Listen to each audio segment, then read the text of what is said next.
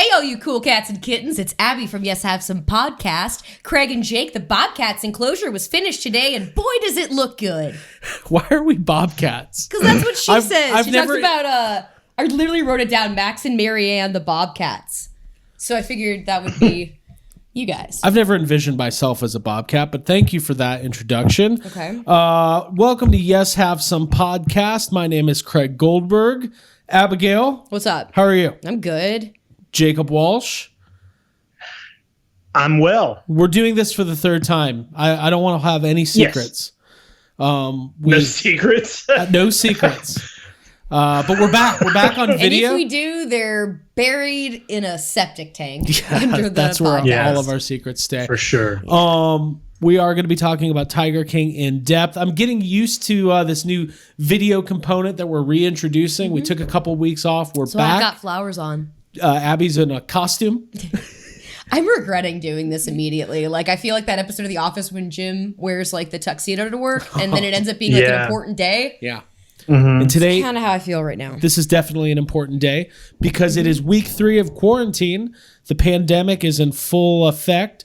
We love our patrons. It's a pretty serious situation out there. We hope everybody's being safe and staying healthy. And Jake, what are you doing to stay healthy?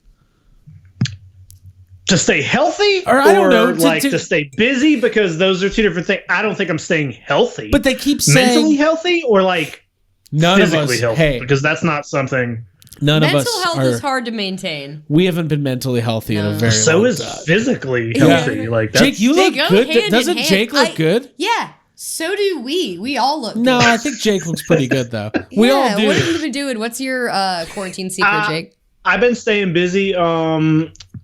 I've been doing a little bit of reading, some painting, watching, TV shows, some movies, just kind of going back between all that stuff. I've taken some walks. Oh, yeah, walks are good. Yeah. I've done like a little bit of driving around and I went to like a river the other day, like just Jake hanging out. Like I see a lot of people complain. My coworkers are complaining that they're bored and they have nothing to do. And they hate sitting. They were like, a week was fine, but Georgia just got about an hour ago. Georgia just got put under mandatory until the 13th. So it moved from April 6th to the 13th. Yeah.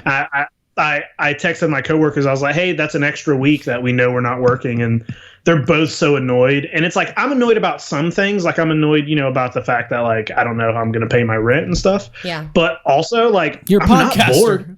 I'm not bored though. Like I get some people are bored, but I'm like, I got plenty of stuff to do and like things to catch up on. And I called Jake the other day and I was like, what are you doing? You were like, I just woke up and I'm on my porch. You were just asleep outside on the porch. And you've never sounded happier than when we talked to you and you were on like, my porch. Yeah, I fell asleep on my porch reading a book in the rain and it was magical. That Abby, is nice. Yeah. How are you staying healthy? Honestly, kind of like Jake. Yeah, and if you have any advice for the listeners. How am I staying healthy? Well, I'm trying to... Dude, I had Domino's last night, so I'm not going to act like eating healthy is that important. It's like, as long as it can be delivered safely to your house and you don't have to risk your own, like, health by going out and being close to people, then that's fine. But when it comes to staying busy, I have planted some plants in the garden. I've got a garden tub back there. I put some cat grass. I put some catnip and some beefsteak tomatoes in there. And I've been hanging out and doing like daily, basically what I've been doing is playing a lot of Animal Crossing and then taking the principles of Animal Crossing into my regular life, which is like doing little duties and then rewarding myself. And it keeps me happy. All right. And tasks, things like that. Yeah, Animal Crossing seems to be a pretty big deal during the quarantine. Notice a lot of people playing that. Yeah. You've been playing that. I have. You can't get a Switch anywhere though. They're like sold out. So even if you wanted one, I bet I could get one. If I tried really hard, I bet I could get a Switch. Would it be easier to get that or a Baby Tiger?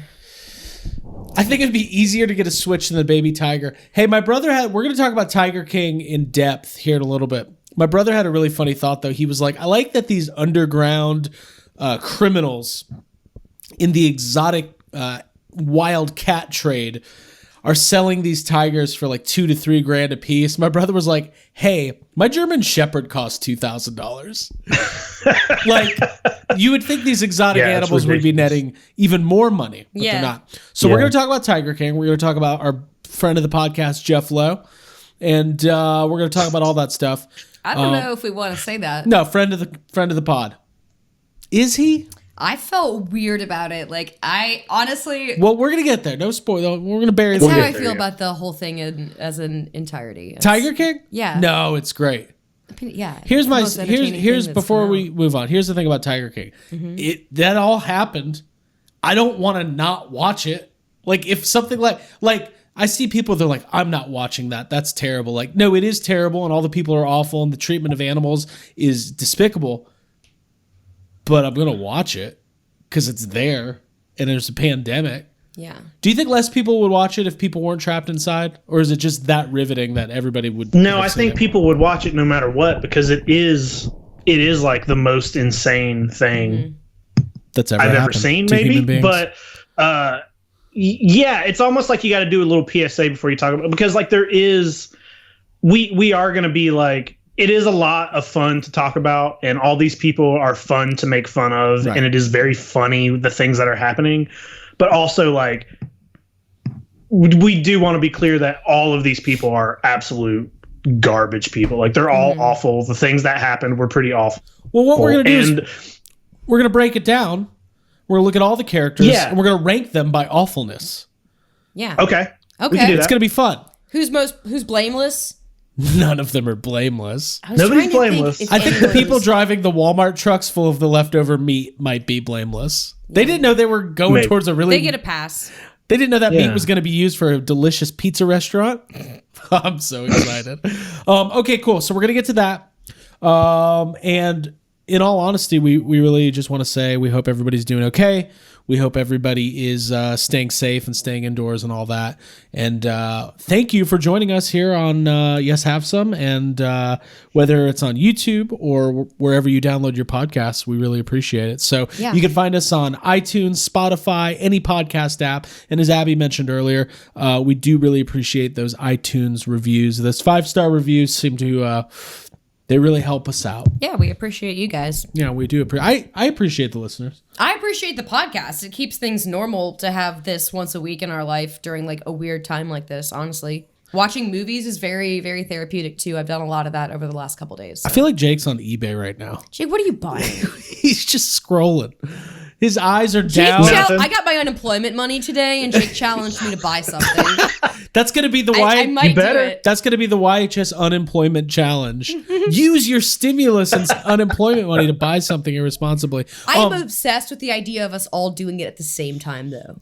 Well, it's on a delay, so it'll be something. Oh, yeah, but something. Like, just, yeah. Hey, I did want to plug this. We did this last week, and it went really well. We're going to be doing it again this Friday night at 10 o'clock Eastern. It's the YHS eBay hang. Here's the situation. What we do is we get on eBay together as a group. All the cool cats and kittens. All the cool cats and kittens get on eBay, and we scroll, and we encourage, and we laugh, and we buy things, and we all get that itch to buy things, and Jake starts buying things, and I start buying things.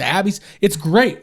But you feel like you're hanging out with people. Like, before you know it, you've gotten that social, like, that need that it checks the box. Yeah, you've done it for the day, so it's a good feeling. It's great. It is really a lot of fun. So what you do, you grab a drink, grab a snack, hop on Facebook Live with us. It is in Yes Have Some group therapy. I was a little bit back and forth, but I think it is better to keep it within the group. So if you want to be a part of the YHS eBay hang, you do have to be a member of the Facebook group. Join us, YHS Group Therapy, the official Facebook group, and you'll get more information on the eBay hang this Friday night at 10 o'clock Eastern time. And Jake, I don't know about you, but I'm buying something this week. Mm-hmm.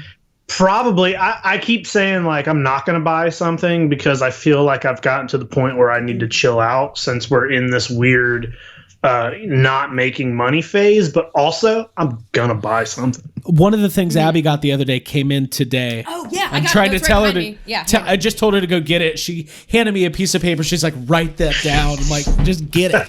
I got it. You got it. Cool.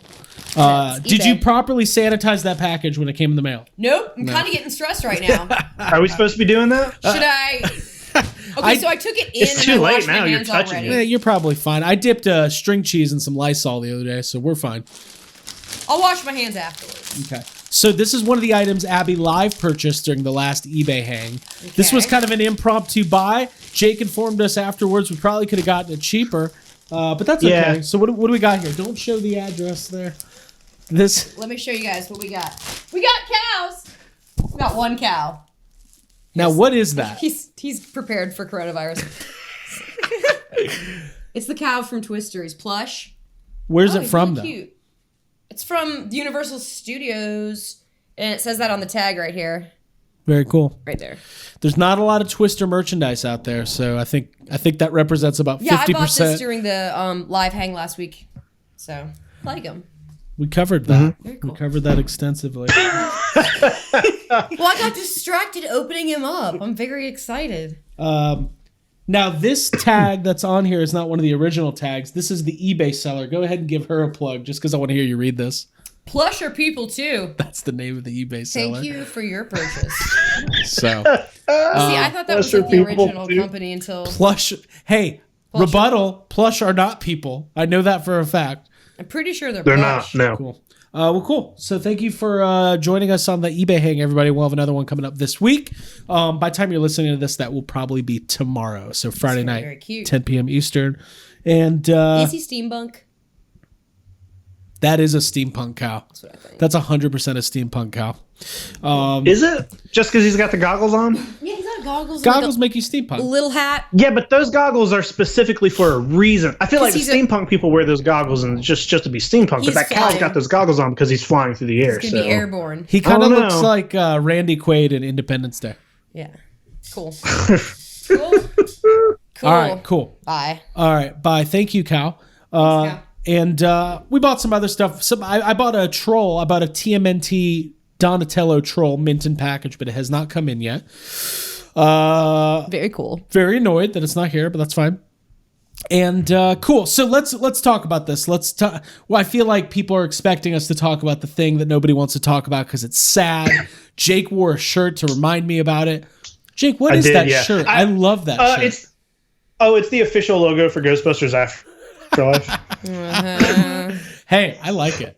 I found this at a convention. Some guy was wearing it. Usually, I hate this kind of stuff that's like fake, not canon logos or just random. He just had I guess this is his his little.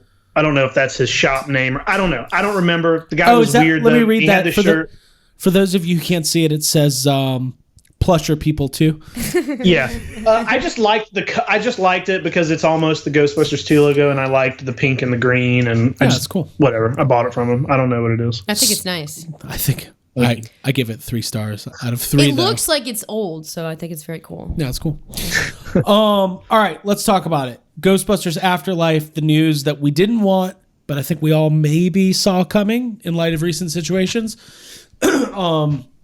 Ghostbusters Afterlife has officially been moved from its original release date of July 10th, 2020 to March 5th, 2021. So it's about an 8-month delay, and it sucks. Like, there's really no other way to put it.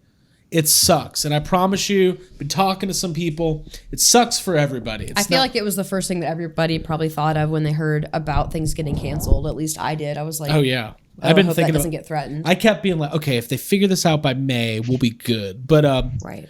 and we did a Facebook Live kind of reaction the other day, but we've had a couple days to kind of sort through some of our thoughts. So March 5th, 2021 is the new official release date. For right now, it seems like marketing is kind of suspended across the board. So it'll be months really before we see any new images or new trailers. We probably won't see a second trailer till fall, October, November, to be honest. My guess is if things get better with the coronavirus and everything, and things start kind of getting back to normal and theaters open, Venom 2 is slated to come out this October. I would imagine that we will get the second Ghostbusters trailer, or maybe just the first one again, in October. leading up to a March release. So I'll let you guys take the floor. Jake, how are you handling this news? Are you depressed? Yeah, I mean, well, who wouldn't be? It's annoying. It sucks all around. It's annoying. It's just so long from now. It's just like all the time we've had to wait for like proper Ghostbusters 3, and it's like, oh, hey, this is happening 4 months from now, and now it's like, oh, this is happening a year from now. So it's just, it's gonna be fine, and like, yeah, it's for the best and everything, but it just sucks when you're getting so ready for it, and like we just had Toy Fair, we just got like our first look at the toys, and we knew that within the next few weeks we were gonna start seeing promotion and push for the movie, and you just get so excited for it, and now it's like, okay, now it's going to be another 7 or 8 months before that promotion starts back up. Right. That's what I was really looking forward to. The second trailer, all the merchandise, you start seeing the TV spots, Papa John's boxes and Twinkies and Ecto Cooler, and now it's all gone. It's just done. Yeah. For temporary. It's postponed. It's postponed. That's what I keep reminding myself, because this is kind of like not what I wanted to hear. But at the end of the day, the fact that it's going to get a proper release in a movie theater, I think is something that I value more than hope so. Seeing it now. Well, you don't think that we're going to have a recovery before then? Is that... I don't know. I mean, at this point, like, if fucking movie companies want to keep putting their movies on straight to streaming, then we're not going to have movie theaters in a year. Right. Well, I'm hoping that... Hold on. What I'm saying is I don't think that at-home release of Ghostbusters Afterlife is what it deserves. Hold on. I was going to do a good Dan Aykroyd voice. Okay. Hold on. Wait a minute. I don't know. Dude, that's a good Dan Aykroyd voice? I think my head... Whoa. Oh, you want a good Dan Aykroyd voice. You wanted me to be like, hold on. Nah. Do not release these movies straight to streaming. You must put them in a theater for my mass consumption of popcorn and snacks. And of course, we will sit down and pay our $7.50, and we will enjoy it. $7.50. I don't know what year I think this movie's coming out in. Yeah. Ghostbusters Afterlife is coming out. The year that Coneheads came out? Yes. We will go to the theater and enjoy. Jake. Yeah. So you seem a little pissed off about all these movies going straight to streaming. I don't like it. Like, it's fine for the situation that we're in currently. Like, if the theaters cannot be open because this is happening, then okay. But I'm worried that it's going to become a thing that just becomes a normal thing. Like, I'm worried that it's going to, the theaters are going to be like, why? Or the movie companies are going to be like, let's just keep doing that. Right. We can make money and we don't need to even put our movies in a theater. Or more people start staying home to watch the movies that way. And eventually the theaters just go away because they're not making any money. And I could definitely see something like that happening. And I hate it. That makes me sad. I watched Invisible Man today at home on my subpar TV. That was our old TV. Yeah, but remember, you got rid of it. So it's a subpar TV. It was par, and then now it's subpar. With awful sound and get a sound bar. In a house that you can't really get very dark. There's windows, the light comes through. And I watched a movie that's very dark for a good part of it, and it looked like shit, and it wasn't a good experience. Yeah. You know what I mean? Like, I don't want to watch every. It's also expensive. It's also more like it works out for like anybody where there's more than one person in the house. Stop laughing at me. It works out when there's more than one person in the house, but $20 is not how much it costs me to go to the theater. I thought $20 was reasonable. Think about all the merch you normally buy, all the candy, the gas it takes to get there. I felt like it totally evened out. The merch. Nope. I liked my in-home experience. My movie theater is 4 miles away from me. It does not cost me anything. Like, it's not worth it. It's so much better to sit in a movie theater. Like, 100%. It's such a better experience. The movie is better. Everything is better. Like, I do not want to live in a fucking world where instead of seeing good movies in a movie theater, you watch it at home for the first time. I want movie theaters to come back so that I can go out on a Tuesday at 11 a.m. and be alone in a movie and watch one. Because I don't like having other people there. It's not that I miss them, but I like the experience of going to a movie theater and sitting down and taking it in and like looking at the trailers and upcoming features and new posters. And I'll tell you what's going to happen. It's all going to reverse. It's going to revert. Society's going to revert back, and like in 2 years, going to a movie theater is going to be something only the extreme rich can do. It's going to be like, oh yes, we're going to the theater tonight. It'll be like the like actual theater. It'll be crazy. Like rich couples will just be getting killed outside of the theater, and then their sons will grow up to be vigilantes because they're lost. Because they'll be lost. Yeah. Without the theater.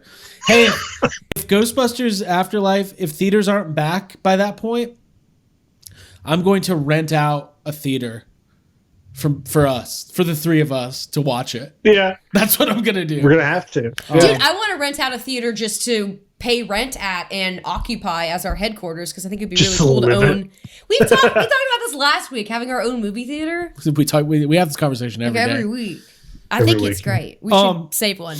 In reality, though, March 5th, 2021, we're going to have to wait. That's just it. There's really not a whole lot we can say other than we have to wait. It sucks, but upside that we like the build-up. The build-up's the best time. Jake, I know you're not going to buy any of my like sunshine Pollyanna bullshit. I'm like, 8 months. Edging is fun. It's delayed gratification. No, at it's least not. we're getting it, and at least as of now, the announcement is not that it's going to be in home. So I feel like it's okay. Hey, maybe we'll get Jason Reitman on the show in the meantime. Okay, here Putting that out there. I'm gonna. Cool, Jason, if you're listening, Please, he's got to be.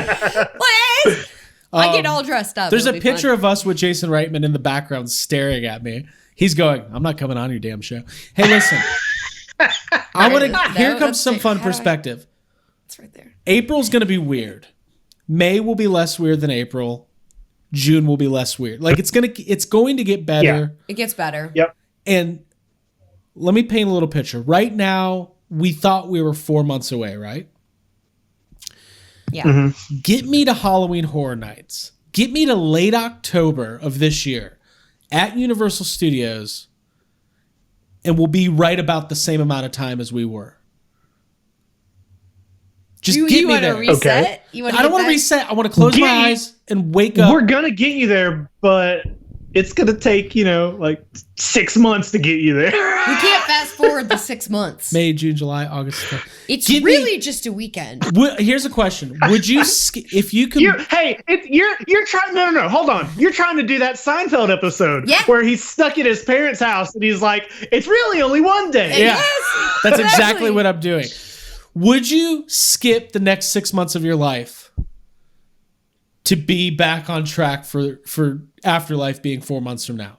If you knew everything's getting canceled, there's no movies coming out, all you're going to be doing. Would I pass up on leisurely vacation time for the next 6 months in my own house? No. Okay. I keep it. All right. I want the sun. I'm going to grow. Personally. Sounds like we've got some good growth. Good personal growth going on. Yeah, dude, I'm bummed. all joking aside, I'm really bummed about Ghostbusters, and I feel really bad for all the people working on it. I feel bad for Jason Reitman and their whole team there. I feel bad for Ghost Corps and Eric Reich and just everybody who is putting a ton of work and ton of effort into putting out this movie, which I know for a fact they're very proud of, and they're very excited to get this out. I think it's going to be stunning, and I think it's going to be emotional. And we just got to wait a little bit longer. And in the meantime, we got to keep podcasting and keep that hype train going. Yeah. Don't let the hype die. We got Tiger King. In the meantime, we've got... I need more Tiger King is what I need. Any more thoughts on the Ghostbusters stuff? We haven't really talked about the merchandising. There's no official word on what's going to happen. I think it's a safe bet to assume that a lot of those toys that we're going to be coming out are not. It's kind of like. I'm sorry, I just had a thought. I'm just going to say I don't think a lot of the toys that we're going to be hitting are going to be hitting for. It doesn't. Yeah, it doesn't make sense to release all that shit. Okay. A year before the movie, I think everything will be pushed back. Yeah. It's a pushback. What were we going to say? That it's kind of like when your parents get divorced and you get 2 Christmases, because now we get 2 toy fairs that are going to be kind of the same with Ghostbusters. We'll see the same shit. Yeah, we get 2 of them. You guys, right now, I would kill to be at Toy Fair. The Javits Center where they had Toy Fair right now is a makeshift hospital. It's really bad in New York right now. It's really sad, actually. And I think that, I don't know. I just, whatever you do, thoughts, prayers, positive vibes, energy, Tiger King, something's got to help us. Yeah. podcast, normalcy, whatever you can do. Yeah, Don't leave your house, apparently, if you're in Fulton County. Please don't leave your house. Hey, we're working on bringing some extra bonus content to everybody. We're having some conversations about maybe getting some of our previously released Patreon exclusive stuff on the main feed to give. We know everybody's at home and everybody's bored and everybody needs that content. And we want to do something for the listeners. So just kind of stay tuned for an announcement in the next couple of days on that, and we'll have some news for you on that front. Listen, we're gonna extensively cover Ghostbusters going forward, but there's not much else to say right now. So I say we kind of like put a pin in it, and we'll come back to it when there's the only thing. The official site did update the summer 2020 logo. It now does say March 2021. And I'm a little bit concerned because it's now scheduled to come out the same day as Jackass 4. And which one did you see? I'm seeing both because our poster is now inaccurate. Because it says summer 2020. It's not a screen accurate. Yeah, we got to get a new one. Yep. I don't know. I'm worried about. I don't think they're going to be able to film Jackass here. Jackass during coronavirus is just them just going out. It's just them walking around town. Steve, I was like, nah, man, I'm not going to lick that shopping cart. Blah. All right. This is crazy. This is my first pandemic, to be honest. I think is it? You've never had a pandemic before? Never had a pandemic. Yeah, like a little pandemic. I think as if we all have. Yeah. Somebody released a full Seinfeld script the other day for the quarantine episode. We Are talked you about serious? Yeah, someone did a whole script. Why didn't we just do a reading of it? Yeah. I could try to find it. I mean, it was pretty funny. So one of you predicted Kramer is hoarding all of the. He calls it Kramer Clean. He bought up Sanitizer. all of the stuff. The main plot was George is dating a girl. We'll link to wherever this is. George is dating a girl. They've had 6 dates, and she promises that the 7th date there's going to be a special surprise. And then they get quarantined, and they can't go on the 7th date. That's pretty good.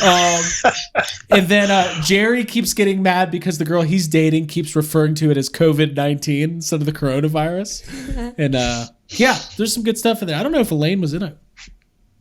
Why wouldn't she be in it? I don't know. I kind of got bored. What? I wanted to watch it. I didn't want to have to. We need to write our own with Elaine as the main character.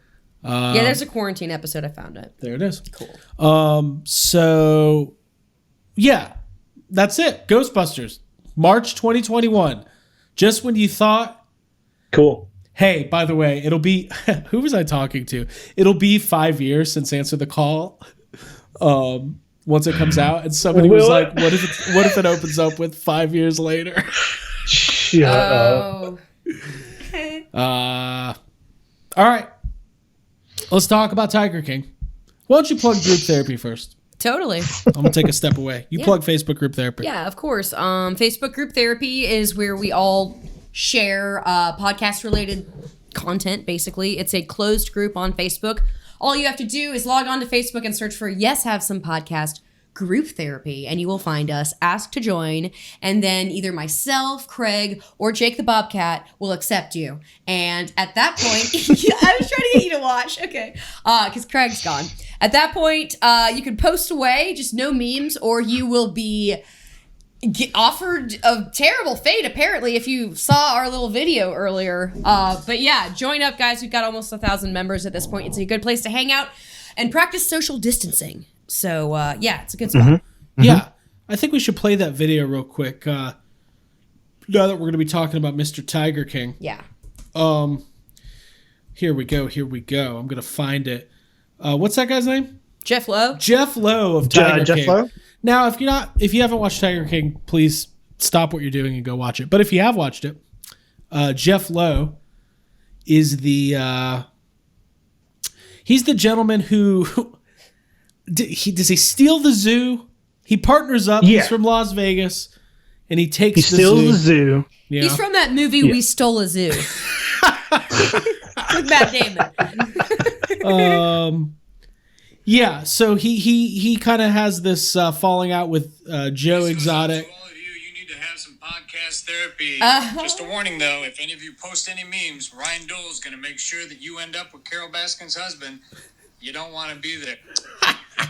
So first of all, happy April Fool's Day. We are now You Need to Have Some podcast. That's us. You need to have some You podcasts. need to have some podcast therapy. And you need to have some podcast. We need t-shirts. Jeff Lowe says that if you post any memes in Facebook group therapy, you're going to end up with Carol Baskin's husband by the hand of Ryan Here, Dole. kitty. Is it any surprise that Jeff Lowe can't read? No, not at all. No, or that either that he can't read or that Or he just doesn't care to? He did his own thing.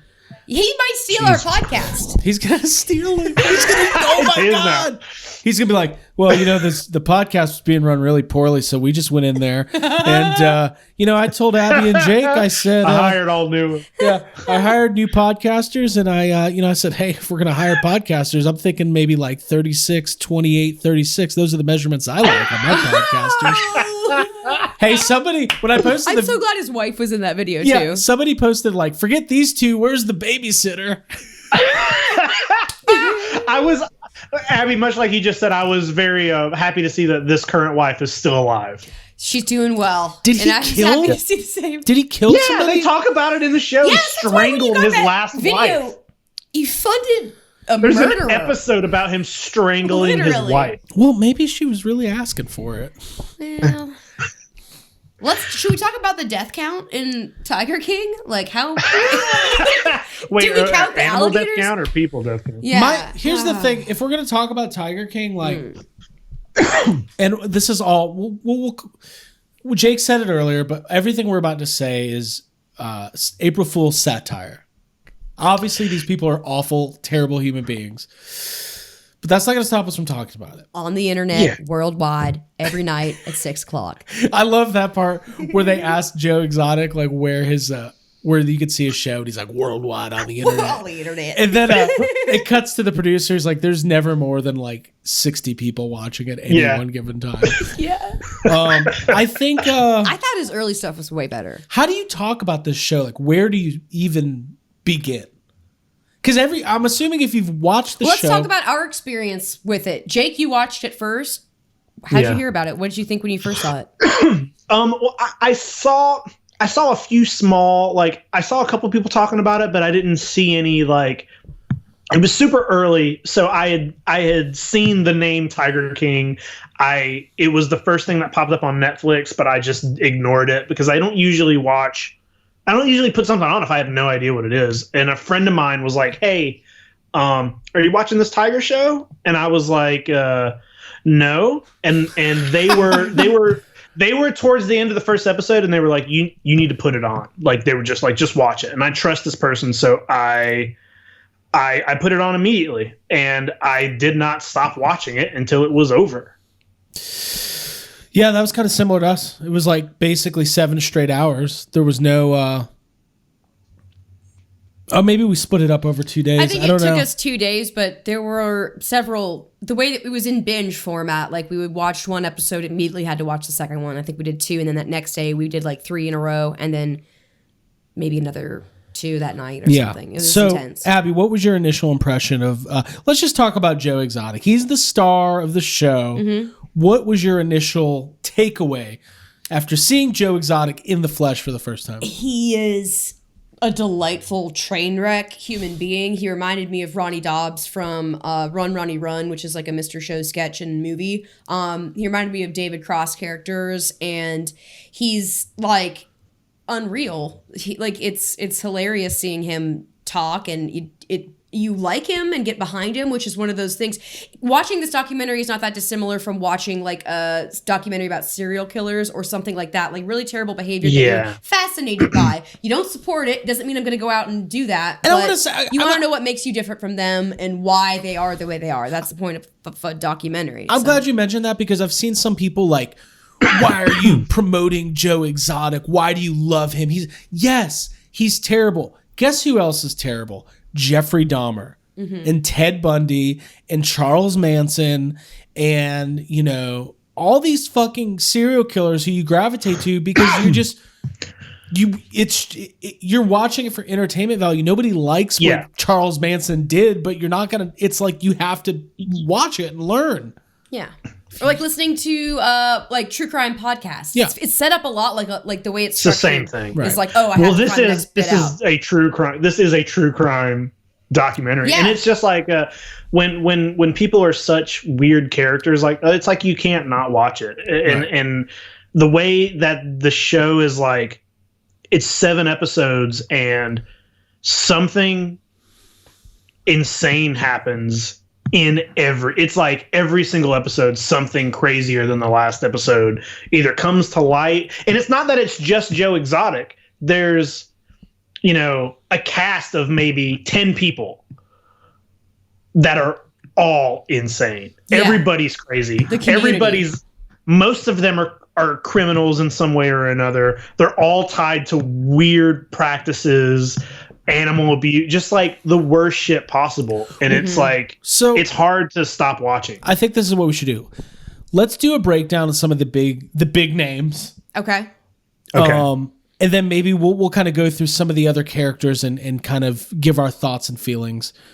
Because really, when I'm watching the show, I keep coming back to this the thought of like, is this a bad person or is this a good person in a bad situation? Like the girl, what's her name? Who gets her arm bitten off? Safi. I don't think she's a bad person. Well, here's what let me go ahead and talk about that. Her and some of the other, they interview a couple of the people. The guy who's missing both of his legs. John, the guy with the John Hankey. Yeah, and then the guy with the long hair who works there. That group of people who all just work with Joe Exotic, I don't think that those people are awful people. But here's the problem with them. Joe Exotic hired people who, I mean, maybe some of them are sketchy, but none of them have any kind of zoo experience. None of them went to school for the animals. One dude's like, I got this job off Craigslist. He just hired anybody. And he did not hire people who had the qualifications that should have. And those people might think that that's okay. And they might be like, yeah, we learned how to do this from doing it. But that's not okay. You have to know what you're doing when working with animals, especially that kind of a job. And I don't think some of those people are willfully bad people, but they don't have the awareness to know that they should not be doing those jobs. Yeah, and it's actually kind of twisted because in the documentary it says that he hired people who were specifically in need, like that couldn't get any other work. So I'm sure playing that up as if it's like a kindness thing or a charitable thing is not that great. When I want to see their resumes trying to apply for other jobs. I see here that one of your tasks at your last job was leftover Walmart meat pizza distribution. Tell me a little bit about that. Like, just explain that. Like, well, you know how the Walmart trucks bring the meat. Truck meat pizza? The issue is that with these people being unaware of, how these animals should be treated or being taken care of, with them being unaware of that, and with the park not having the kind of money, there's many times where they're like, we don't have enough food to feed the cats today. You know what I mean? Right. But that makes all of them guilty of the animal abuse that happened. None of them knew enough to step down or be like, look, something needs to happen. These cats aren't getting treated properly. They all just were witness to it, and they were like, oh, I guess we're just not going to feed the cats today. And I watched some the first thing I did after watching this documentary was go to YouTube and look up Joe Exotic to see if I could find other stuff. And there's plenty of other stuff. And there's just other really weird interviews with him, and all of his own YouTube channel where he just posts crazy shit constantly. You can watch all that. Parallels. I'll say that in fan community. It's a community. Yeah. When you have a fan community, you have.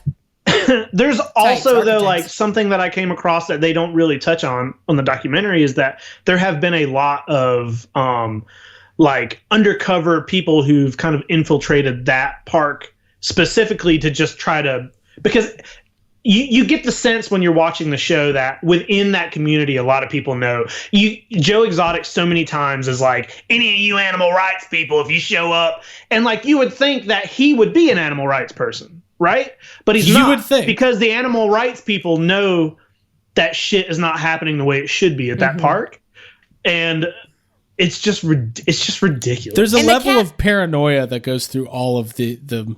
Was it Doc Antel who says he sleeps with an AK-47 under his pillow? Yeah, all of them are crazy. Carol Baskin's nervous laughter, like every couple seconds, like the way that she communicates, and like all of her, like, oh, I'm just fun, and it's all I'm just fun, eerie as fuck. Well, let's talk about it. So the main through line of the documentary. I was going to point out that they should be able to feed the tigers on Joe Exotic's zoo, because the tiger cub petting, they were saying how much they net off of those cubs. Like, they should have money. $2,000 as much as a purebred bulldog. Actually, less money. Less than a bulldog. You can get a tiger. Listen. The main through line, the plot, there's so many side plots and things happening, but the main plot is this feud between Carol Baskin, who owns and operates the Big Cat Rescue? Big Cat Rescue. Down in Tampa, Florida.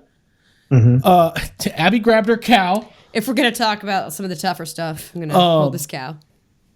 And her basically, she runs this quote unquote sanctuary where she's not breeding tigers, but she is taking rescued cats and putting them. Her place is a rescue. It's a rescue, and they may, and we've been to places like this, where they rescue big cats it's no from petting, like no interacting, from drug dealers and people who illegally owned.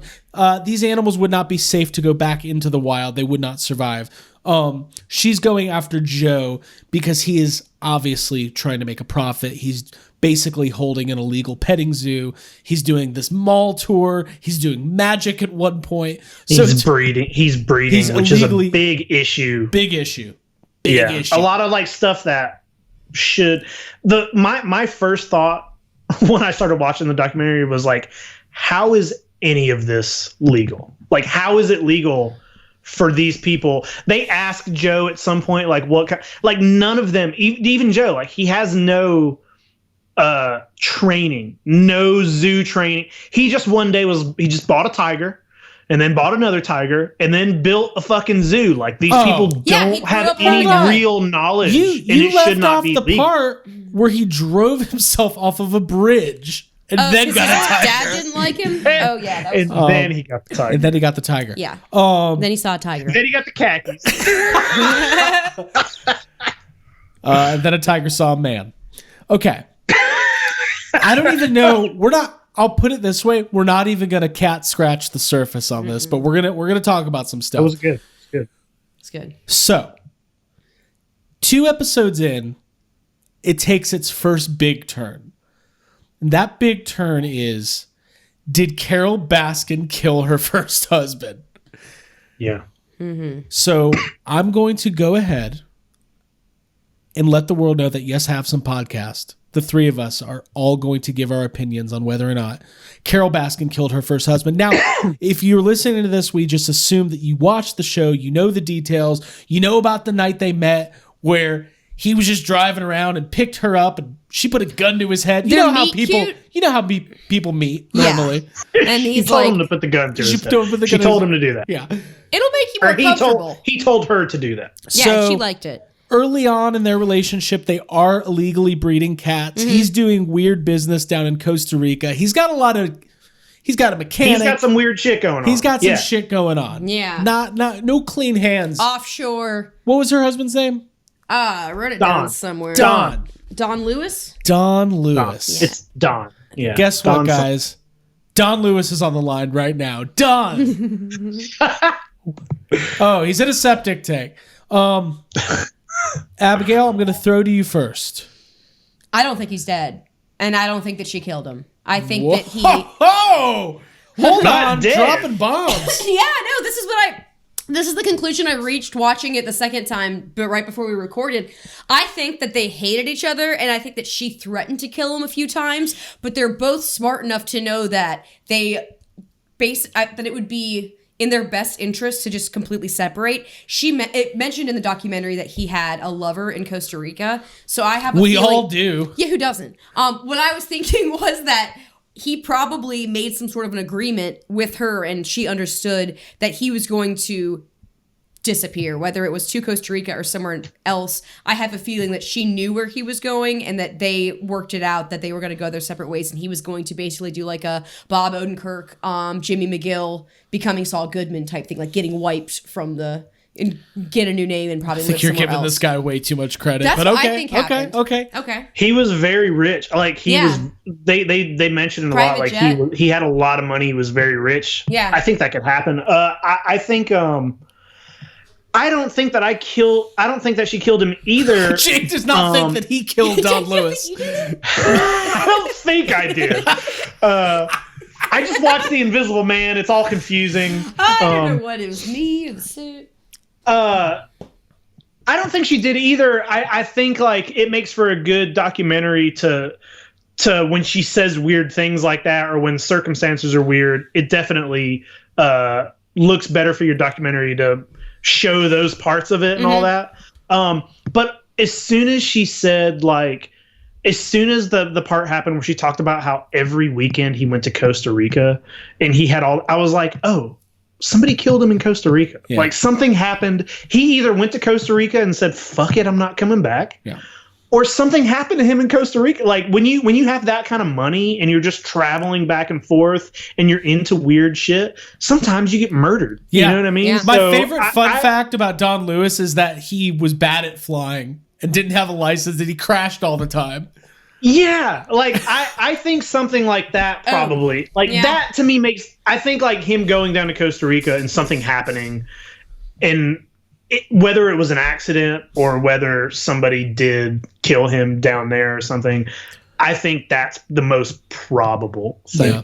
You don't think he's working at a Cinnabon in like the Midwest under a different name? Here's my thing. I do think he's dead. I do think that Carol knows more than she's leading on to. Maybe, yeah. Because he does have a lot of weird business associates. Anytime a guy's like got a mechanic and a lawyer, I don't have a mechanic or a lawyer. I don't have anything. Or a private jet. Yeah. Or offshore accounts. So yeah, the guy was, Jake, you're 100% Or a gun. right. Jake, right. Abby, you're right. He was into weird stuff, and she probably knew about some of it. And she might even know a little bit more about the circumstances surrounding it.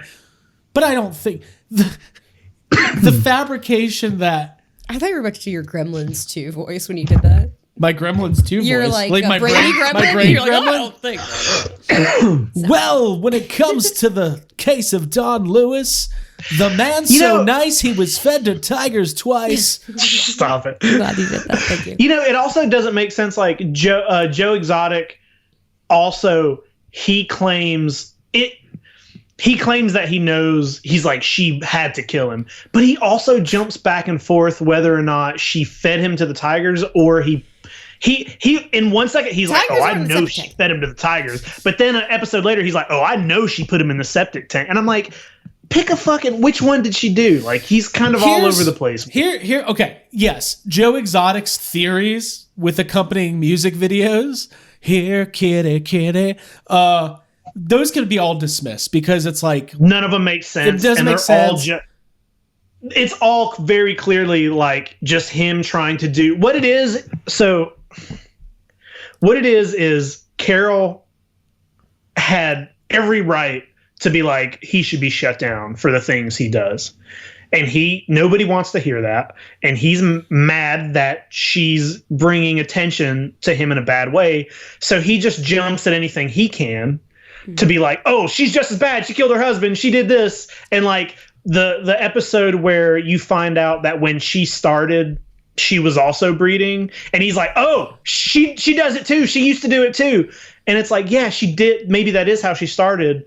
But then she realized that wasn't right. And she stopped. Right. And Yeah. she changed. A couple that isn't how she's done it. I knew Joe Exotic was crazy in the first episode where he he's holding DVDs of his music videos and calling them his albums. And he's got a DVD case. This is my first album. This is my second album. 28 tracks on it.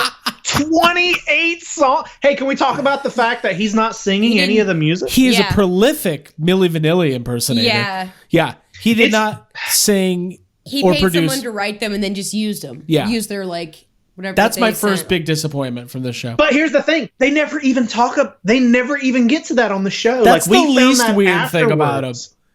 Yeah. When he says they took a helicopter over Carol Baskin's sanctuary and he was threatening to drop grenades. I want someone to cut that to Point Break when they're all about to So skydive. funny.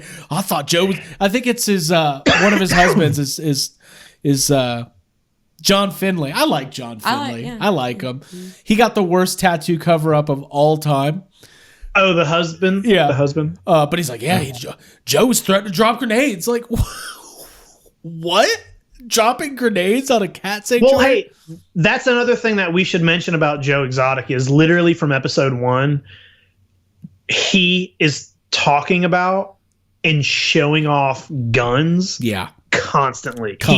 There are so many episodes where they're like shooting at oh, you know what I thought was funny? I know this is skipping around, but it was something that's there's no way to stay on topic here. Whenever you get to the point where he loses the lawsuit and he has to be paying Carol money, and he doesn't have enough money to pay her, so they're like, we want your this, and there's that part where he's like, you want my fucking watch, and it shows him destroy his watch, and he thinks that he's being like awesome, and I'm like, you still just destroyed your own fucking watch, you idiot. He's like, they say you even want my bed, and they show him shooting his bed.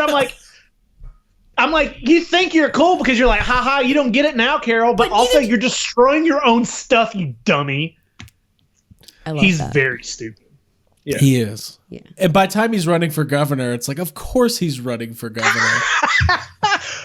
Or president. And I remember, they showed the John Oliver clip. I remember when that came out, and I thought it was fake. I was like, oh, this is some dumb fake thing. Like, I paid no attention to it. Little did I know that the greatest documentary of all time, the people who made, between the documentarians and then I got to get his name, but the guy who's the producer. I think his name's Jeff. Yeah. I mean, Jeff, maybe? Unbelievable. No. Joseph Al. Nope. No. Well, that's the guy. We'll get the name. Okay. Yeah. Search Tiger King reality show producer. The guy who got his entire library of film demolished when Rick Kirkman. Yeah, I'm Rick Kirkman. Rick Kirkman. It's a hell of a story. Joe Exotic definitely burned down his own shed. Mm-hmm. And apparently 100%. Yeah, what was that factoid about the alligators? They were once owned by Michael Jackson. That came out after the fact. That's the meme going around. The documentary is so crazy they don't even mention the fact that these were Michael Jackson's alligators.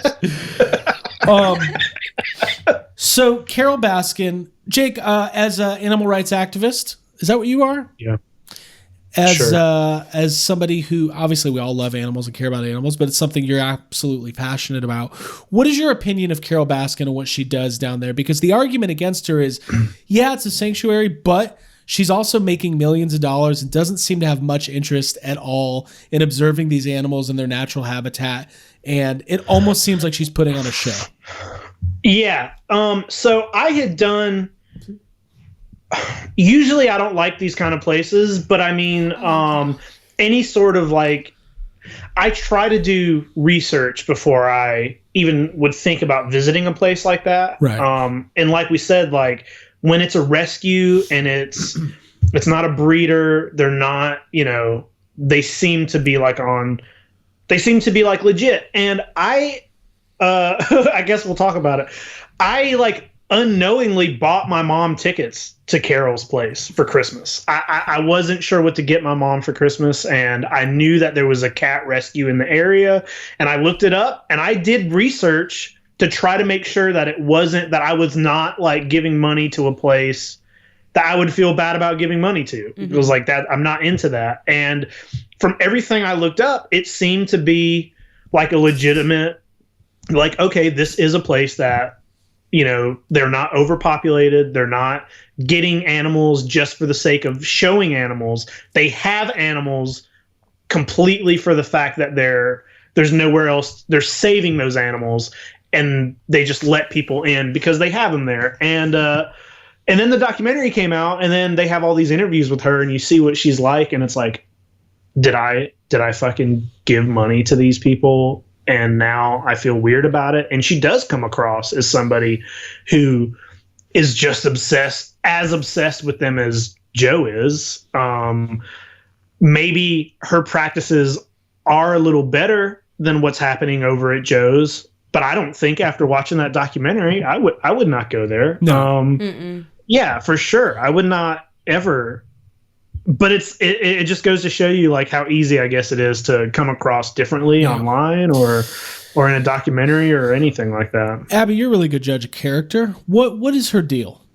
I think she's been through a lot of trauma. I know that in episode 2, she talked about how she was raped at gunpoint.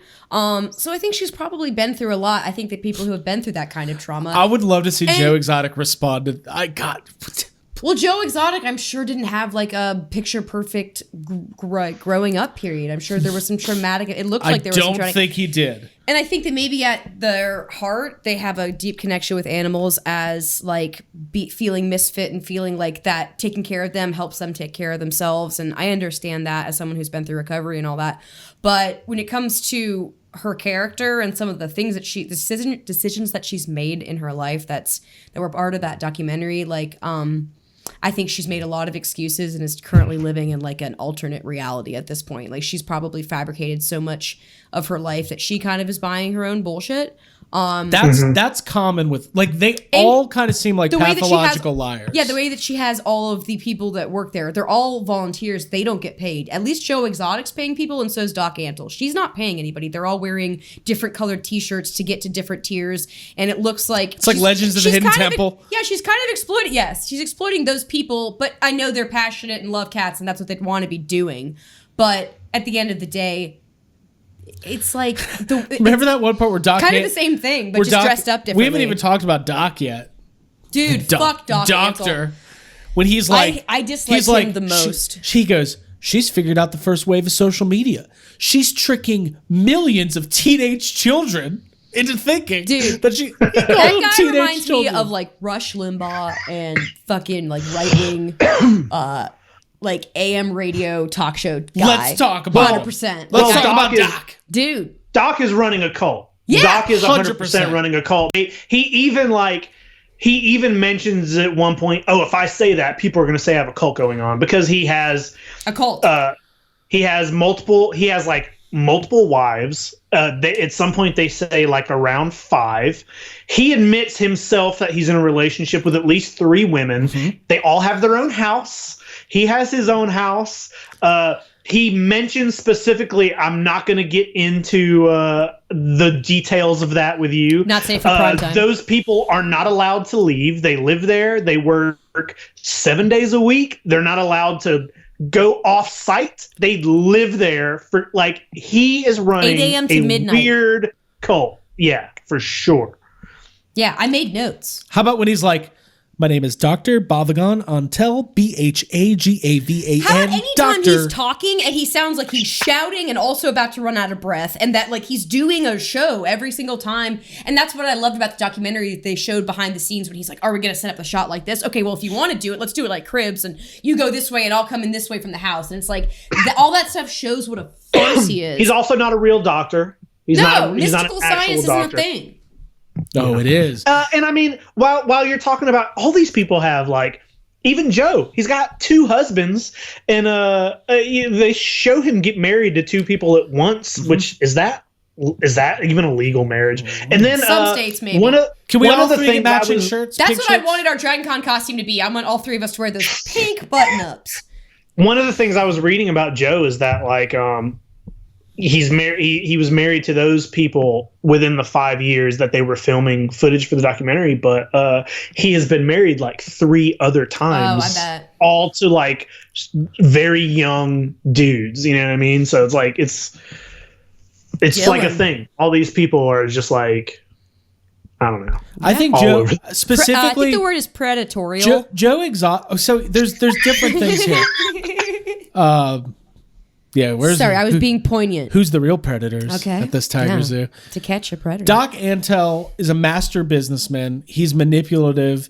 He's convincing young and desperate girls that he has some sort, like they show he's got like the weird. Doc Antle, I wouldn't even say desperate. The really fucked up thing is he's taking dedicated, passionate young girls who care about animals and who want to make a living, and like that one girl who like left the cult basically. Right. She was just trying to. Like her dad dropped her off. You know. Joe Exotic thought she was doing real work. Joe Exotic is pathological liar, more obsessed, more than anything. He just wanted to be famous, and he preys on people who are weak and vulnerable, who just need basically. He's like, you can stay here, and you're gonna work, and it's gonna be awful. And it's all under this guise that we're doing this for the tigers. It's a lifestyle, not a job kind of thing. So they're all you're terrible. exploiting people if you say that. They're terrible in their own special ways. It's just that Doc is. I think he's a little smarter, and he is aware of. Well, he's a doctor. I think. He's a good I think what happened with Doc is like it's come out recently. Like he talks about it in the documentary that he's worked on a lot of movies and stuff, and a lot of behind the scenes photos have come out with like him working on big things, famous people, and all that.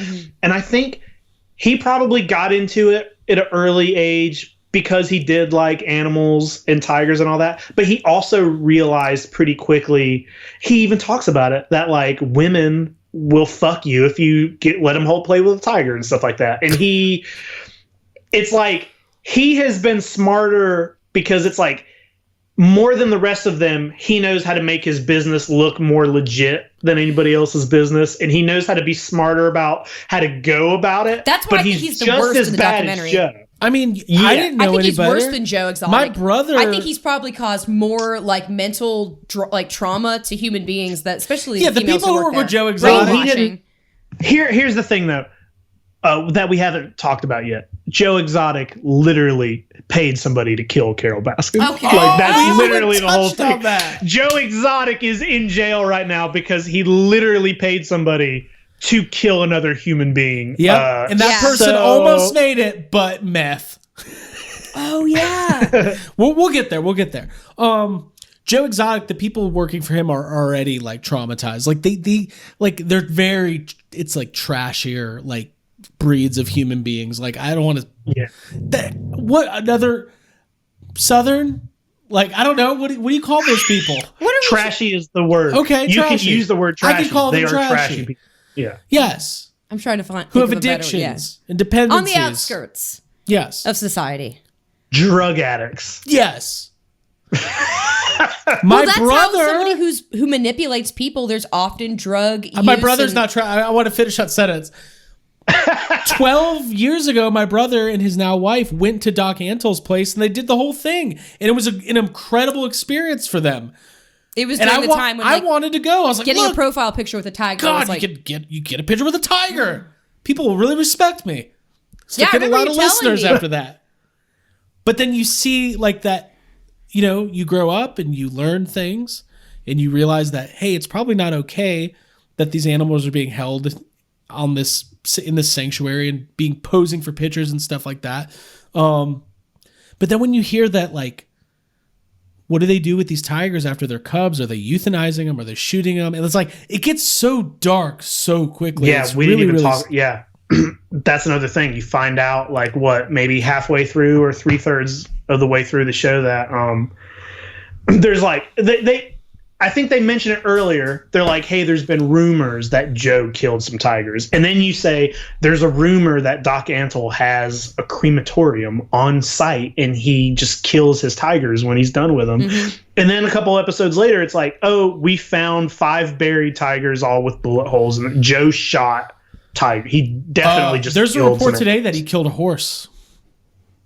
I watched this is something that I don't think anybody should go watch, but you can go on YouTube and you can find a video, a very long video that's multiple undercover cameras of people who infiltrated Joe's zoo, and it is animal abuse after animal abuse, and it's like, you know, kicking the animals, like stepping on them, killing them. Like there's a video, the horse thing, that's all filmed, and it's like they let these 2 horses starve because they couldn't afford to have the vet come out and put them down, and then at one point they just they shoot them, and it's crazy because they're all standing around talking about it, and none of them know what to do. None of them have any kind of like I was saying earlier, none of these people know how to work with animals. None of these people actually care about animals, and they're just like abuse after abuse after abuse. Animals not getting fed for days at a time, just like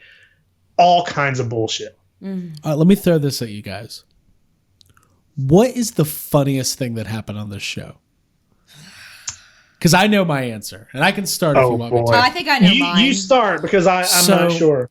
When the girl who works there, what's her name? Which one? Safi? Safi.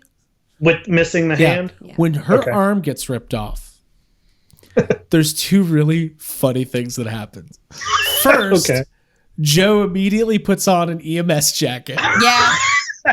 I was thinking about that a second ago when you said, and he's out there on his walkie-talkie. He's like, "We got a tiger ripped off her arm. We need," but he puts on the jacket first, which is he's a bullshitter. He's a con artist. He has that jacket. He's waiting to put it on. Does he have it because he likes the way it looks on him, or does he have it because he thinks it legitimizes him as like probably both, being helpful? But the funniest part is afterwards when he goes into the gift shop, and he's like, "Folks, tiger just ripped off Stafford's arm, so you can get a refund if you want, but this is what we're dealing with." And it's just like the look on people's faces. They're like, "What is this guy like? Is it serious?" Yeah, and then his staff members are like, "What do we do?" And he's like, "Do chores, be safe, don't stick your hand in the cage." So it's like, just go back to work. So that's one of the funniest parts. My favorite part was when. I believe it was Joe Exotic. Was it Joe Exotic's? Yeah, it was his campaign manager. He, at one point, everything about him is my favorite part, first of all. But my favorite moment for him is when we're introduced to him. He takes like the weakest, most difficult hit off a vape pen. He goes, and then he like almost chokes. It's my favorite part of the entire documentary. I love that guy. I should look up his name. I like when you find out that he was the campaign manager, but he knew Joe from Walmart, and he quit his job at Walmart because Joe asked him to be the campaign manager. And he was like, "That's my dream job." That's the only guy. That's the only guy in the show that it's like you kind of feel sorry for, because he was just like this innocent bystander, and like you get a feeling that he really enjoyed working with Joe. Right. And he's like the only person who kind of feels any sort of sadness about anything that's happening in the show. He's the only one who feels anything. One of the what? Your audio's just going to crap, but we'll fight through. Yeah, we'll fight through through the septic tank. It's fine. I was going to mention the guy, the big guy who owns that really weird store. Yeah. You know what I'm talking about? Yeah. The guy who's like the associate of Jeff Lowe. He's batted down?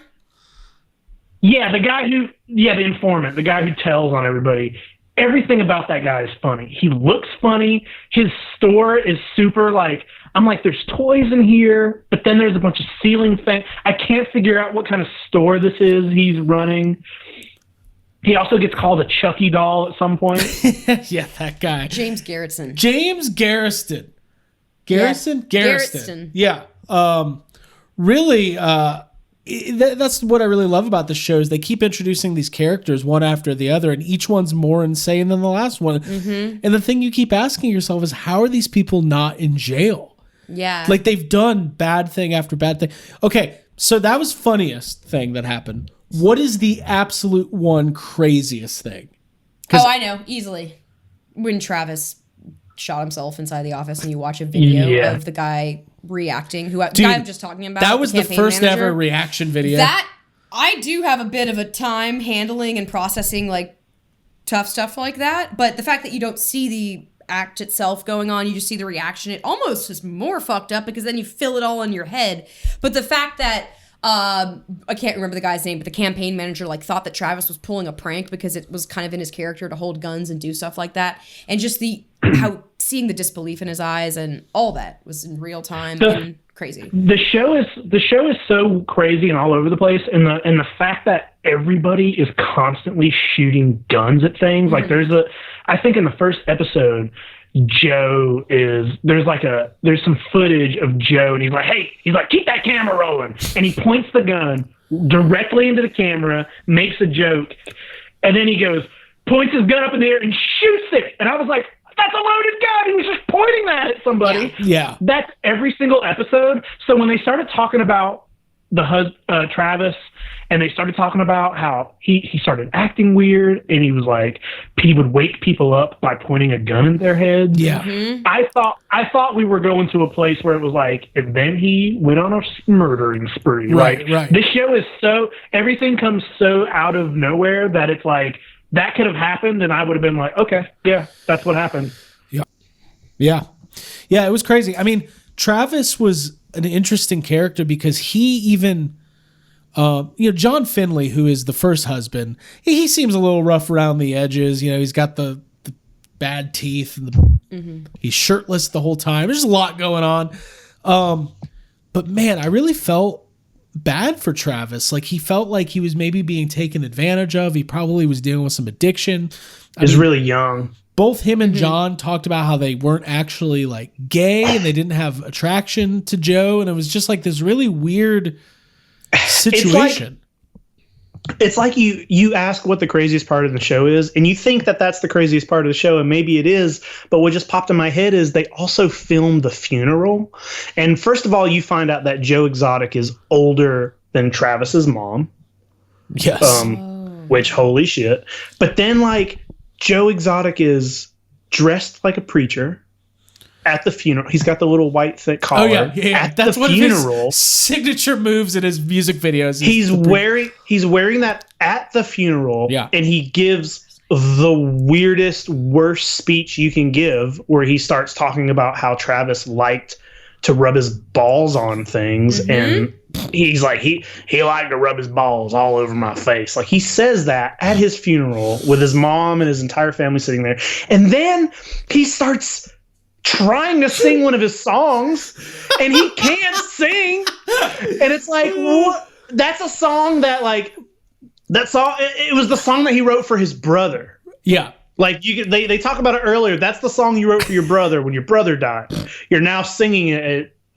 It's just like, you're like, this is a funeral. So he's got the tattoo of his brother, and it's really tragic. He talks about his brother was killed by a drunk driver. So he opened up the tiger sanctuary so his brother didn't have to die in vain. And I was like, I don't think he knows A, what die in vain means. No. B, like, oh man, I don't know. But yeah, the fear, there's some, it was funny when we sat down to do this episode, I thought it was going to be like an hour and a half of us just doing Joe Exotic impersonations. But as we start to talk about it, there's just so much to unpack here. Like, like I said, excuse me, we haven't really touched on the entire, like, because the whole second half of the show, the story turns into this plot for Joe to hire these we hitmen. haven't mentioned Jeff Lowe yet. Yeah, we haven't even talked about our friend. Patron saint. So this guy, Jeff Lowe, somehow becomes an investor. He's going to help bring the zoo back. And he's got all this money, but it turns out he might not have the money. And he's just like running his own criminal enterprise.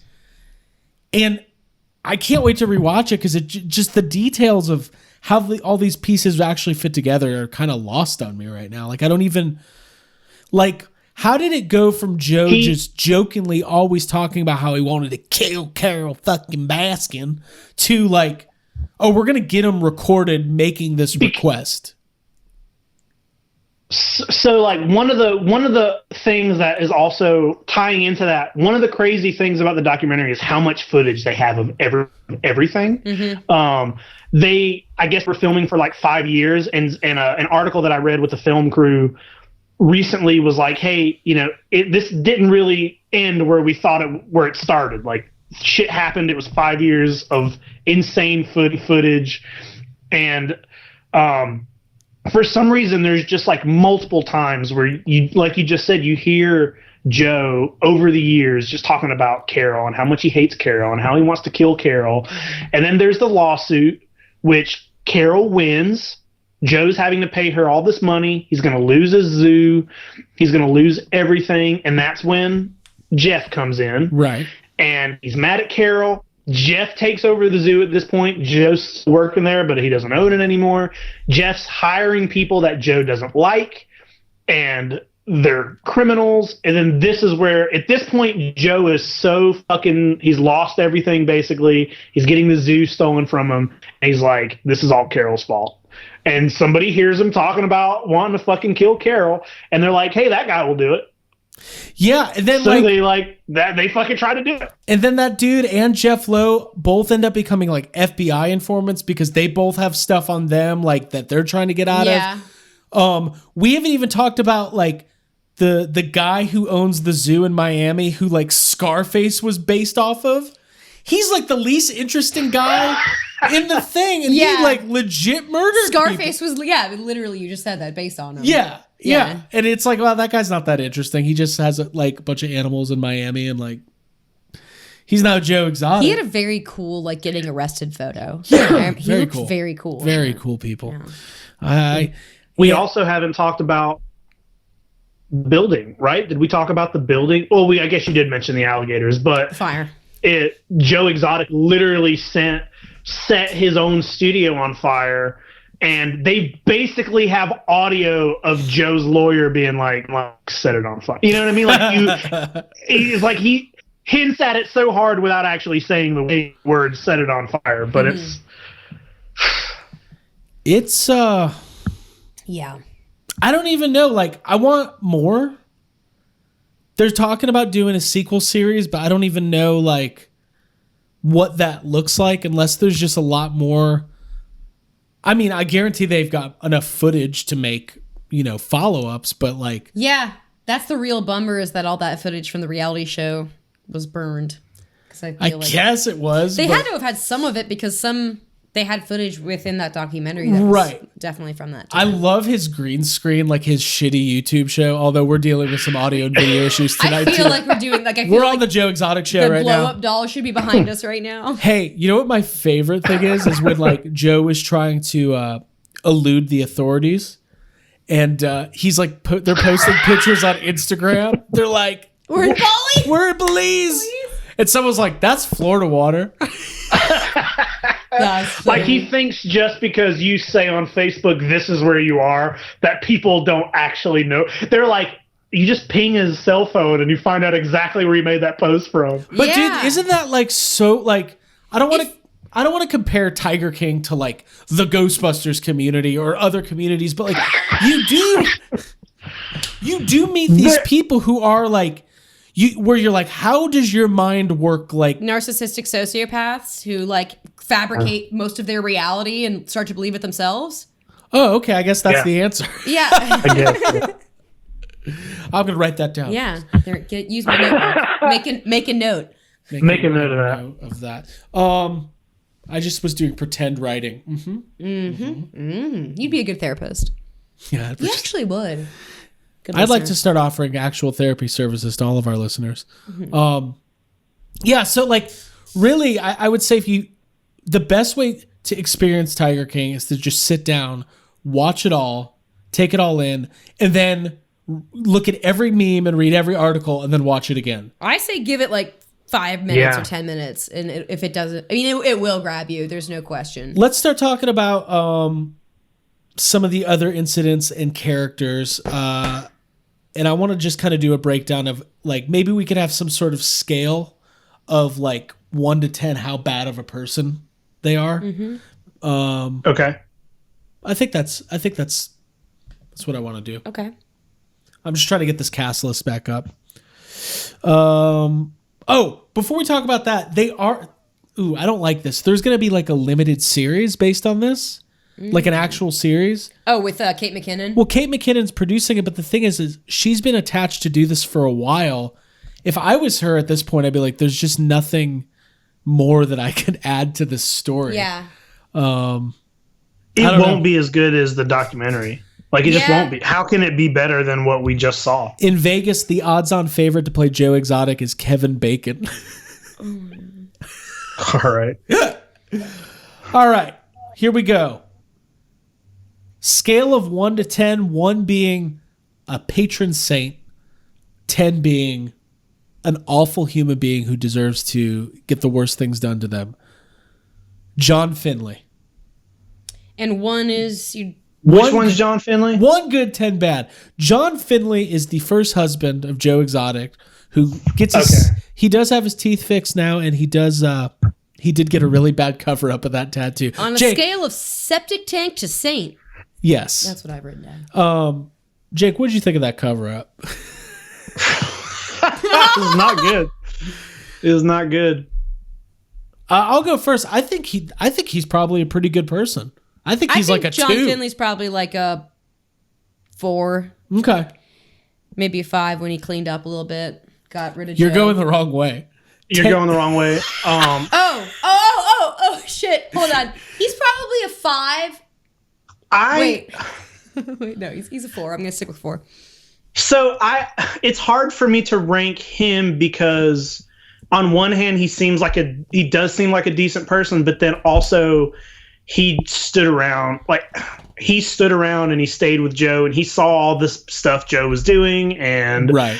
he worked at this place where animals were getting shot in the head, and he didn't care, didn't tell anybody. So like in my book, that's he's up there. Okay, cool. Number 2, Doc Antle. 10. 10 is a saint. No, 1 is a saint. Okay, listen. I had it backwards. We gotta I do wrote another- down a chart. I didn't have the rules right. we're gonna do another episode where we go over the chart. I'm trying to design a game. Okay, so 10 is bad, 1 good. 10 is septic, 1 is saint. There you go. Okay. I didn't Doc, get it. 10. That's why I was wrong on Doc Antle's a 10. Okay, Abigail. let me redo mine. Doc, for me, 10. I thought you were gonna say Septic it. tank. A 1. John Finley, it's like a 5. Okay, I'm good. I'm caught up. I don't care, you guys. I had to do it. He's still a 5 because that's right. Still a 5. Okay. Jeff Lowe. 10. Yeah, it's like I want to be These careful people are all 10s. in case he's listening. He strangled his last wife. Yeah, it's 10. He's got multiple women. He's like fucking around. He owns a weird illegal zoo. He's like animal But what about the abuse. tiger 10. bus? He had a Easy bus, 10. but you could rent a bus full of tigers. That had to be the single worst idea. That's an underrated moment on that It's like, show. oh, you've got tiger print seats? No, you're sitting on a tiger. Yeah, we have something called the fur bus here in Georgia. I've seen it. I think it's just lined with fur Yeah. on the inside. I've never been inside of it, but I think Jeff Lowe's sounds a little more dangerous. Rick Much worse. Kirkman.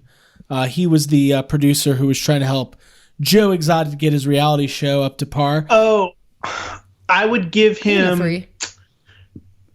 Did you say a 3? Yeah. Is that? I Leaning would say towards something like saint. that too, because he wasn't. He was just trying to make a show. Right. But it's like also, yeah, he was just trying to make a show. But anybody who was there and witnessed the things that were happening and did nothing about it, that's sketchy. Yeah, you're That an accomplice sucks. at that point. 3 or a 4, maybe. Okay. Joe Exotic. 10. Total 10. He's like a 13.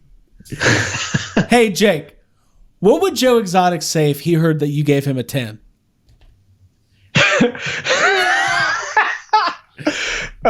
He would be like Jacob God. fucking wow. one of those animal rights. He must be one of them animal rights persons, huh? I guess if I ever see him in person, he better not let me see him in person. I'm gonna put a bullet right between his fucking eyes. And what would Carol Baskin say about being a 10? You know, I'm just I don't know. There's a lot of bad people out there, and you can tell me by my enemies. So Wait, we didn't even give her a 10. I just assumed she will, maybe once we get there. It's a 10. Carol, Yeah, it's a 10. Carol Baskin I think 10. it's a 10. We just did her 10. Dylan Passage. Now, Dylan was Joe's new hot young husband. Oh, he's a 10. He's barely in the like show. Joe Finley better. But he He's married 10. Joe Exotic, so he's a 10. Yeah. Okay. Because he's currently with him, right? So he's the highest 10 possible. Yeah. He's the second in septicness. He has seen the documentary, and he is still married to Joe Exotic. He's a 10. I think that's it. I mean, I don't think anybody else is really worth ranking. All those side characters, they're at least all 7s. Okay, what about campaign manager? Oh, he's like I give him like a 2. It was his dream job, so he No, you know what? it. I'll give him $8.50, which also was his salary per hour as a Walmart manager. I'm giving him a new jewel pen. Hey, listen. What about Carol Baskin's new husband? Oh boy. Yeah. You can just their body language. I'm not even gonna say That's a weirdo. like what I said earlier. There's some subservient weird stuff going on there. I'm glad that they have each other. They seem like a good couple. They seem like they have a good thing They're worked happy. out. Yeah. What about Carol's ex-husband who died, his family that all hates her? I like them. They remind me of Steel Magnolias. I liked all them. God. Yeah. God. I mean, I think that whole family thing, it makes sense that they would be mad and, like they didn't get any of the money. But all of that seems like legit to me. Like if a husband dies, I think usually he's probably going to leave most of his money to his wife. Right. So it's like, yeah, you get mad at that. Carol's current husband, what are you laughing at? Your screen's frozen. It looks like a fucking Joe Exotic got you between the eyes. Oh, weird. It's just your Skype. It's back now. It's back. Your Skype feed was frozen. Continue. We're listening. Carol's current husband, like you, Abby, when you were talking about that and you're like, oh, they seem happy and everything. It also feels like though one day he might wake up glued into a bear suit being set on fire. Yes. There's like a peaceful pacifist. Like I know I'm going to die soon. This is going to end. He's 72. Take this and you'll feel no pain. At some point, he sacrifices himself to feed the tigers. Obviously. I don't know. Oh man, we covered some ground on this old Tiger King here. We sure I'm did. excited. Yeah. I think we don't support or condone the behavior in this, all but these we're people are fascinated by awful. it. Horrible people. Yeah. Very bad people. Cool. I don't have anything else to say about it right now. I'm grateful that we all have something to talk about that's a lot. than coronavirus, and that this has been kind of a nice distraction to have everybody all on one subject and It's one weird page. that it all felt like a Danny McBride show. It felt like he wrote it. Like the these jet characters ski. feel like they came from his mind. But Dude, they're real people. Dude, Yeah. if he were to do like Righteous Gemstones and do a Doc Antle style, I would see that. I could see him playing that literally the way that it's very similar structure that cult. Well, some people were talking about how it feels like a Christopher Guest like movie. It feels like Best in Show. Like none of these Carol people. Baskin is very Christopher Guest. yeah. Yeah, I agree with you on that. But well, cool. So check it out if you haven't seen it. We hope we sold you on it. And Ghostbusters Afterlife will be out in a year. Yeah, just wait. Just wait a little bit. Oh man! Waiting for what a weird Ghostbusters. episode. Anything else before we wrap up? No. Rest in peace to Travis. Poor I got guy. so many. Travis. That sucks. That was hard, and Yeah. that definitely is a bummer. But hug all those kittens or dogs or whatever you have at home. Pillow if you have a cow. See, we went to that animal sanctuary a couple months ago, and I hope it's I keep okay. worrying about it. Like, I was like, is that a good one? It was called Noah's Ark Animal Sanctuary. I think it is. I mean, they only have They a don't couple. do tours. You just donate and walk around. Like They've when got we a went. couple cats, but they're specifically rescued from drug dealers. They don't do any breeding. Yeah, it's a big space. I didn't meet any of their employees, so I couldn't really judge it. One of the funny things at the beginning of the documentary, they're like, these animal people are weird. They're like, the monkey people are okay, but these big cat people, That's man. the way we talk about the Star Wars community. Yeah, yeah. The Ghostbusters community. Yeah. Monkey people, they're tiger community people. Those are backstabbing, lying pieces of shit. Oh, man. I saw a tiger and tiger saw a man. I feel like I should do my my acoustic cover of Yeah. Oh boy, just tack it onto the just end. tack it onto Do the you end. get you have a guitar? Where is it? Here, I'll get it. Yeah. I don't have the lyrics in front of me. Oh boy. Hey Jake, anything else on your end? No, man. Just trying to survive. Have you bought anything? We didn't cover any weekly purchases. Do you have anything? I bought.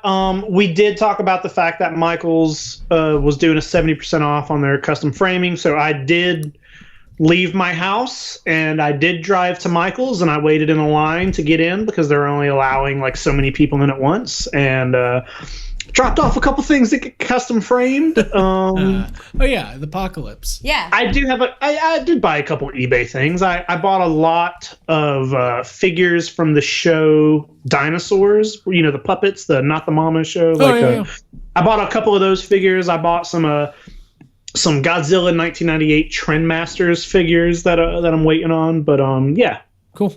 I got 2 sealed cans of ectoplasm from our good buddy Aaron, who is at Teenage Mutant Ninja Ghostbuster, one of my favorite Instagram accounts. Yeah, cool guy. sure. I think I bought those right after making my big announcement about how I'm never going to get sealed ectoplasm. I'm not one of those people. Yeah, you have to stop making big announcements. Usually when I make a big announcement is right before I just do the opposite. Hey, here's another thing. 4 o'clock in the morning has a little... you ever have a panic attack barge? Yeah, to avoid panic attack, you barge. Yeah. Well, I was in the middle of just it's having like holding onto a log. so much anxiety in the middle of the night, and I bought another wall shelf. Yeah. You checked in on your wall shelf while we were at the grocery store today. It was great. I got this cow. I also got Teenage Mutant Ninja Turtles 2 and 3 on VHS, so it's been a pretty good week. I'm gonna go barge tonight with my unemployment money. Should that be live? Should we have more people engaged on that? She You guys help me was spend it? rich woman. Not a lot of She money. had rich taste. She felt the blood running through her veins. She liked the life she had. She loved the big cats and the beauty of being a teen. I don't know if that lyric's right. It says the beauty of being untamed. The lyrics I had the other day said beauty of being a teen. I thought you were literally going off script, that you just knew it. Everything was fine. She was sweet as wine, but her husband went and disappeared. That's the part of the story where her husband went and disappeared. I don't know if you guys knew about that part. Okay. When they were throwing a party for a bunch of children. Yeah. All the while the slime was under the building. Should I just change the lyrics to that? But then it got a little crazy, it got a little hazy, and the cops said, there's something wrong here. Oh, here, kitty, kitty, mama's got some treats for you. I can't do this anymore. I can't pay Joe Exotic the royalties. You think that? First of all, making a video with this, I think Jeff Lowe's gonna come after us, and I also think Joe Exotic might come after us too from prison. So I'm stressed. That's all I got. That was fun, though. Cool. I thought that we had more. Yeah. How about we're not gonna do story time? What are the other ones? Well, I saw Tiger. this is still a podcast. It's so. still Oh, you it's don't still wanna do- technically a podcast. I thought we were a band now. Now I don't know the complicated chord structure of "I Saw a Tiger." It's probably got a capo or something. So, anyways, well, that was fun. Listen, everybody, thank you so much for the support. Stay tuned for those announcements about Patreon bonus content. Make sure you join us for the eBay hang Friday night. And God, give Jacob Walsh a follow on his tattoo page on Instagram. Oh my god, I know. What the fuck? Jake, go ahead, plug that thing. Plug it up. Not that you're tattooing this very second. Not that I'm doing any tattoos, but Jacob Walsh Tattoos on Instagram. Yeah, that's my. You can see his work. He likes tattooing dinosaurs, not tattooing them, but tattoos of them. Although I feel like Would you do a tattoo on the dinosaur? I can't consent, So. So what if you were like, say Alan, if you agree? Alan? Alan. I'm like, you want a tattoo of Alan, or your name is Alan? Alan? Alan? It's like Groot. but it only says I am Alan. I am Alan. I am Alan. Hey, listen, there's one thing in Tiger King we completely forgot to talk about, which was my favorite scene in the whole thing. When the tiger attacks his boots and drags him around the cage. And he's like, they put cologne on my boots. My boots. Cologne on my boots. There's also a scene where another guy, I can't remember who it is, but this other guy's like, been doing this for 15 years, never been bitten. And then as he says that, gets attacked by a tiger. That's awesome. Yeah. I mean, I started getting the feeling throughout that show that those tigers didn't like being in those cages. I don't know about you guys. Yeah. Hey, listen, I feel like we should all be donating charity money to a good organization that actually takes care of these tigers.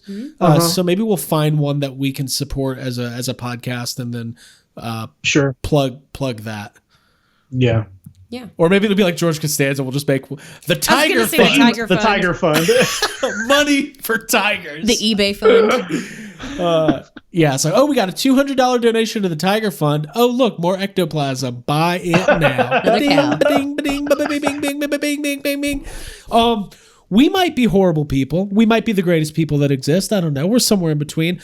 Somebody just left us a message on Facebook, and I wanted to read it because it made me feel good, and then we'll end the show. All right. They left it for you. I don't want to, God, that's so sad. The lead singer of Fountains of Wayne passed away from coronavirus. That's really horrible. Yeah. All right. I wanted to read this because it was a nice thing to say in the midst of all the sad, crazy stuff happening.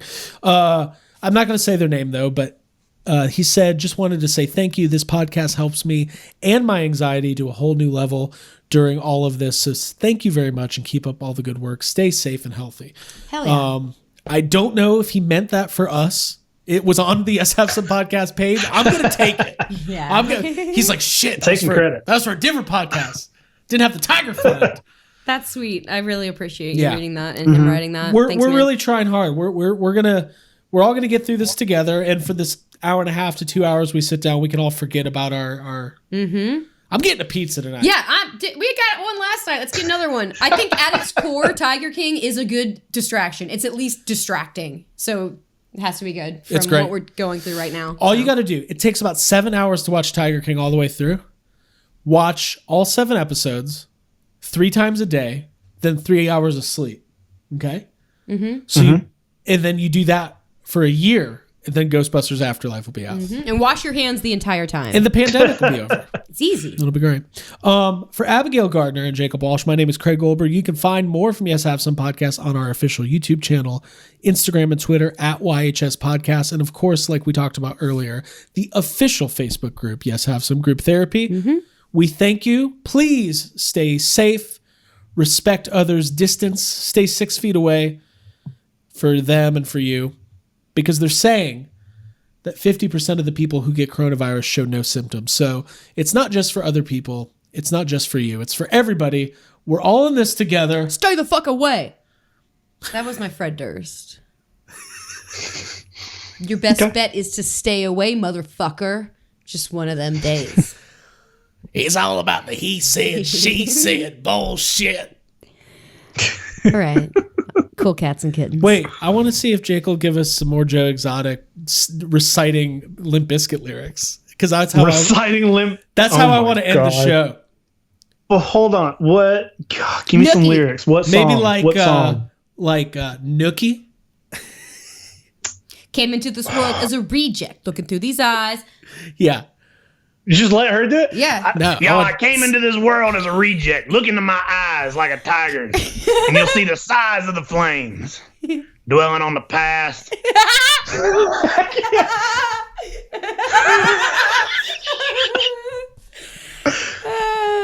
Oh, boy. That was really good. Thank you. I did it all for the tigers. Come on. The tigers. Wait, first of all, Carol Doc fucking Antle, Baskins. he never really did any cool movies. He worked on like Britney Spears' Slave For You video.